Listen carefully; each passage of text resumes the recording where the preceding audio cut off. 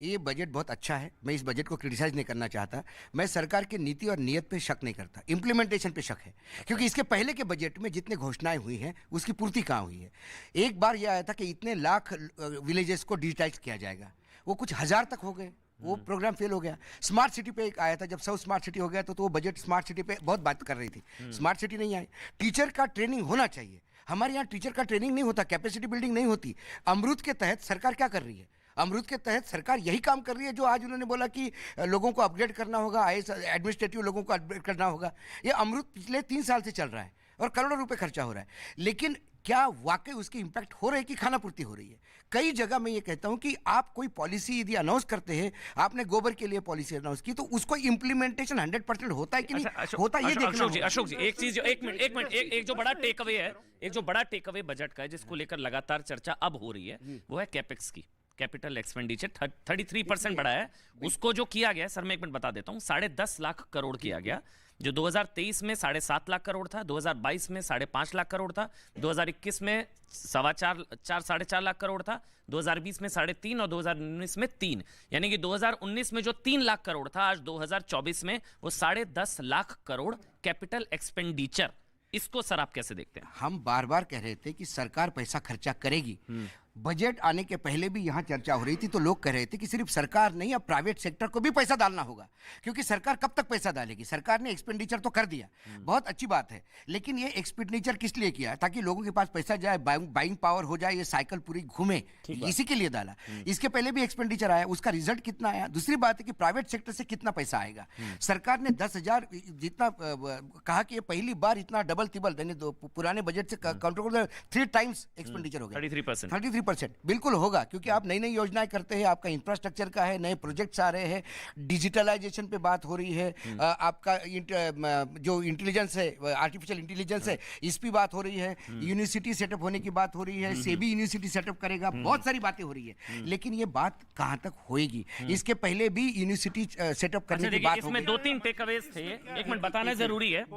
एक तो मैं रजत आ रहा हूं, जैसी आज सेबी एक इंस्टीट्यूट सेटअप करेगी जिसमें डिग्रियां दी जाएगी और लोगों को कैपेसिटी बिल्डिंग करेगी, ऐसे ही 3 साल पहले डिफेंस के लिए एक यूनिवर्सिटी सेटअप हुई थी, 39 करोड़ रुपए सैंक्शन हो गए थे, गुड़गांव में सिर्फ जमीन ली गई, अभी तक वहां जगह तक। अच्छा देखिए, 2-3 चीजें, एक तो इंफ्रास्ट्रक्चर पर जो है 10 लाख करोड़, वो 33% ज्यादा।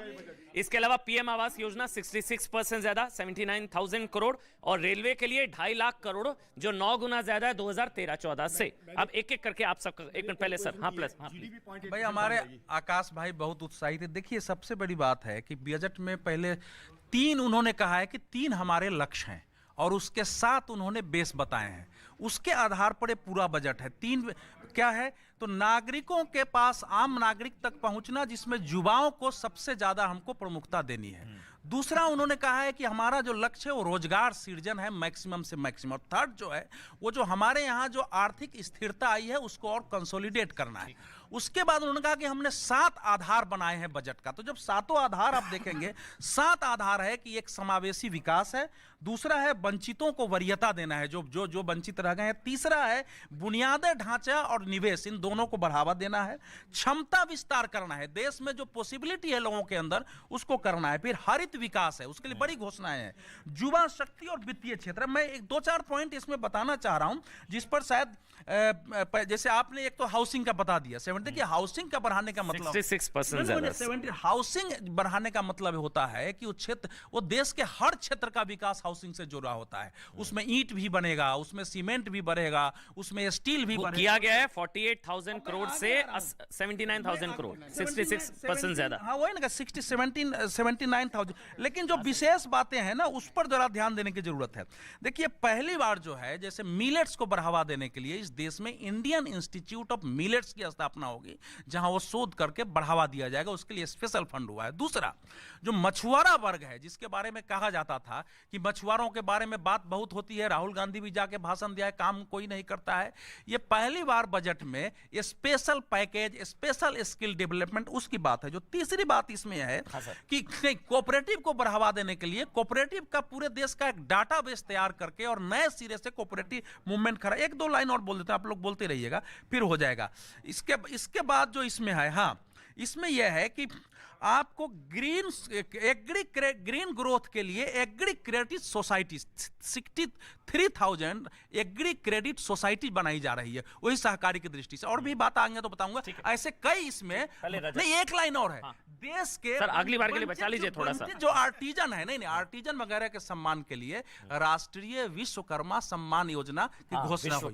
तो ये सारे महत्वपूर्ण घोषणाएं हैं कि वंचितों तक से लेकर समावेशी विकास तक, महिलाओं के लिए स्पेशल भी है। जो पीएम विकास योजना जिसको नाम दिया गया है विश्वकर्मा कौशल सम्मान, विश्वकर्मा कौशल सम्मान। बताइए रजत, कैसा लगा बजट? अमन जी, मुझे लगता है जो सबसे बड़ा टेक अवे है बजट का, जिसकी वजह से मार्केट भी रिएक्ट करी, वो केपेक्स का ही है। 10 लाख करोड़ सरकार ने ये मन बना लिया कि अभी इस चुनावी साल में बहुत ज़्यादा प्राइवेट सेक्टर से उम्मीद नहीं है, जितनी उम्मीद उनको फ्रंट से आके ही लीड करना पड़ेगा।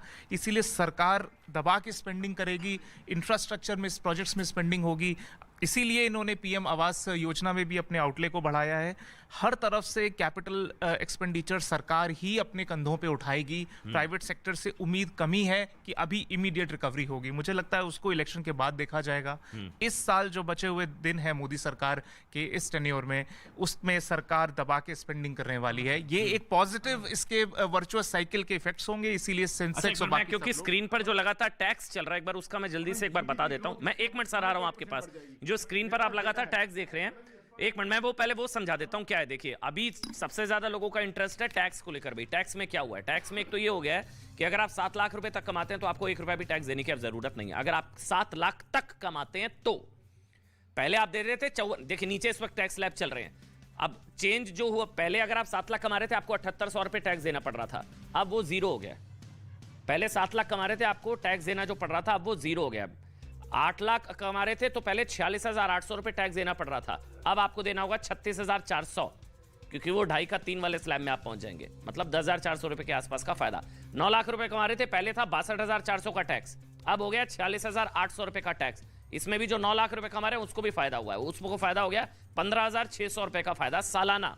मतलब 1500, मतलब ये आप समझिए 62,400 का 46 के आसपास पहुंच गया, तो 15,000 का फायदा। 10 लाख जो कमा रहे थे पहले 78,000 रुपए टैक्स दे रहे थे, 78,000 टैक्स दे रहे थे, अब देना पड़ेगा 57,200। 57,200 मतलब बच गए कितने? 20,800। जो 10 लाख रुपए कमा रहे हैं उनके बचेंगे 20,800। 20,800 मतलब महीने के 1500-1600 के आसपास आपके बच जाएंगे। ये सालाना के हिसाब से मैं बता रहा हूं। 10 लाख पहले 78,000 देना पड़ रहा था, अब 6 लाख पहले 7800 टैक्स था, अब 0 है भाई। 6 और 7 तक का तो वैसे ही 0 हो चुका है, और ये नया टैक्स स्लैब जो अब। और एक सबसे बड़ी चीज जो है, सबसे बड़ा फायदा उनको है जो 5 से 7 के बीच में थे। मतलब जो 5 से 7 के बीच में थे, जो महीने के 7 लाख यानी कि 55-60 हजार के आसपास कमाते हैं, उनको 1 रुपया भी टैक्स देने की जरूरत नहीं होगी। जल्दी से आकाश जी, क्योंकि मुझे उधर जाना है। देखिए, सबसे पहले एक चीज बता दूं, 23वां साल है मेरा बजट को एनालाइज करते हुए। पिछले 23 साल का बेस्ट बजट है ये। 100 में से 95 नंबर मैं इस बजट को देता हूं। क्यों? 10 में से दीजिए ना, मैं सबके ले लूंगा। फिर 10 में से कितने? 9.5 नंबर देता हूं। सबसे पहली बात, जीडीपी ग्रोथ ये बजट जो है 0.8% बढ़ा देगा। क्यों? सब लोग कह रहे हैं कि कैपेक्स सिर्फ सरकार करेगी। जी नहीं, कैपेक्स जो सरकार करेगी तो प्राइवेट सेक्टर इमीडिएटली फॉलो करेगा। सरकार का कैपेक्स ग्रोथ कभी भी आइसोलेशन में नहीं होता। चाहे आप अमेरिका देख लीजिए, यूरोप देख लीजिए, तो प्राइवेट सेक्टर की तरफ से भी कैपेक्स इनफ्लो आएगा। वो पूरा का पूरा सिस्टम होता है, तो वो जीडीपी ग्रोथ के अंदर बहुत बड़ा कंट्रीब्यूशन देगा। तो इकोनॉमी के अंदर जो 6.8% का टारगेट इस सरकार ने रखा है वो अचीव हो जाएगा। इसलिए 10 में से 9.5 नंबर दे रहा हूं। दूसरी बात, 9.5 आगे बढ़ते हैं ना सर। 1 मिनट, छोटा सर, आप भी एक बार नंबर दे दीजिए, मैं नंबर भी ले लेता हूं। क्या आप कितने नंबर देंगे 10 में से? अब नंबर में आपने जल्दीबाजी कर ली। अभी डिफेंस का हम लोगों को नहीं अंदाजा है कि क्या है, कई चीजों का अभी डिसइन्वेस्टमेंट। अब जितना देखा उसके हिसाब से 10 में से, हिसाब से मैं इस नाते इसको इन्हीं के हिसाब से कम 9.5 इसलिए दूंगा। नहीं, उसका कारण मैं बता रहा हूं कि जो ये घोषणा है कि भारत की अपनी पहचान को पुनर्स्थापित करते हुए विश्व की शक्ति बनाना, उस दिशा में ये बजट जा रही है। ठीक है दत्ता जी, आप समझाएंगे भाई। मैं इस बजट को 9.5% के आसपास दूंगा। 10 में से 9.5 नंबर। 10 में से 9.5%। आधा क्यों काट रहे हैं? आधा किस लिए काटा है? वो डिफेंस और बाकी चीजें हैं, वो मतलब कि क्वालिटेटिव है, उस पे भी बाद में ध्यान दिया जा सकता है। मैं मानता हूं कि ये दूरगामी बजट है और ये कंप्लीटली आत्मनिर्भर भारत और उन्नत भारत पे आधारित है। अब बात आती है जो टैक्स स्लैब पे जिस हिसाब से राहत दी गई है, 7 लाख तक का जो एक आपका 0 वो है स्लैब है, कहीं ना कहीं पे जब आपके पास ज्यादा पैसा होगा तो आप निवेश भी करेंगे, आप उसके साथ साथ खर्चा भी करेंगे। जब आप खर्चा करेंगे मार्केट पे, आपकी मार्केट में डिमांड बढ़ेगी, डिमांड जब बढ़ेगा तो सप्लाई बढ़ेगा, सप्लाई जब बढ़ेगा तो नेचुरल है कि जीडीपी ग्रोथ रेट पे, क्योंकि प्रोडक्टिविटी लेवल और प्रोडक्शन बढ़ेगा तो जीडीपी ग्रोथ रेट पे इसका सीधा सीधा असर उम्मीद की जा रही थी 2.5 से 5 हो जाएगा, मतलब वो सब चल रहा था ना सर। वो आप पहले जब हम प्री बजट एनालिसिस कर रहे थे तो वो वैसे देखा जाए तो 2.5 से 3 ही हुआ, सिर्फ 50,000, ATC भी कुछ नहीं बढ़ा। नहीं, 50,000 पर आप ये जो 50,000 का जो स्कीम है, जो मिडिल क्लास के 70% लोग हैं, और हमारे देश में मिडिल क्लास सबसे ज्यादा परसेंटेज है, उस परसेंटेज में छोटे जो पुअरस्ट सेक्शन है और middle class, lower middle class है, उनके पास जब पूंजी आएगा तो नेचुरल है कि वो तो हिस्सेदार बनेंगे ना इकोनॉमी का।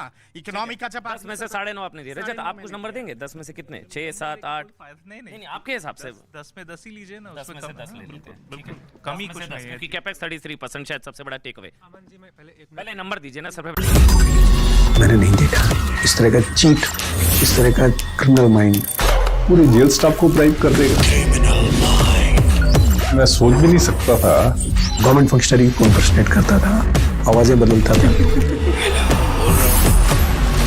टारगेट भी बहुत पावरफुल, धनवान लोगों को करता है। ये एक ही चीज से रुक सकता है, अगर आप इसकी जीभ काटें। न्यूज चैनलों के इतिहास में पहली बार न्यूज 18 इंडिया की web series FIR number 208 streaming 3 February 9 PM